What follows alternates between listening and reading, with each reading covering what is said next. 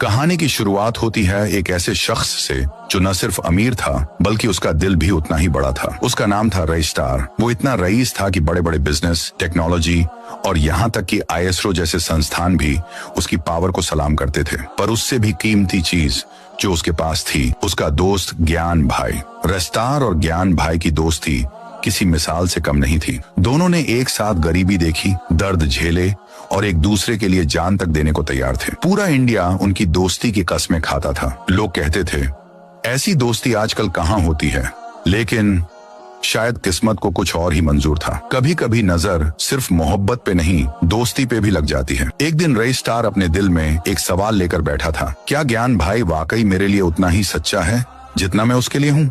वो सोचता है कि क्यों ना एक छोटा सा टेस्ट लिया जाए।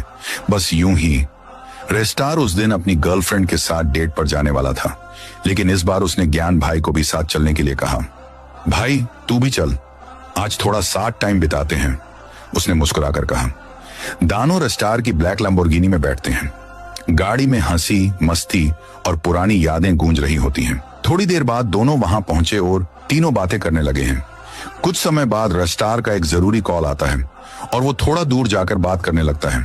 तभी उसकी गर्लफ्रेंड ज्ञान भाई की तरफ देखती है और कहती है, ज्ञान जी, पता है मैं आपको पसंद करती हूँ, शायद प्यार भी करने लगी हूँ। ज्ञान भाई थोड़ी देर चुप रहता है, फिर धीरे से कहता है, मैं भी तुम्हारे लिए कुछ महसूस करता हूँ, लेकिन रईस्टार। लड़की हंसती है, उसकी फिक्र मत करो, उसे मैं संभाल लूंगी। ज्ञान भाई सिर झुकाकर बस ठीक है कह देता है। कुछ दिन बीतते हैं। एक दिन ज्ञान भाई लड़की से मिलने के लिए उसके घर आता है। दोनों चुपचाप बैठकर बातें कर रहे होते हैं। माहौल कुछ अजीब सा होता है, जैसे किसी तूफान से पहले की शांति। तभी दूसरे कमरे का दरवाजा खुलता है। रईस्टार सामने खड़ा होता है, उसकी आंखों में आंसू हैं।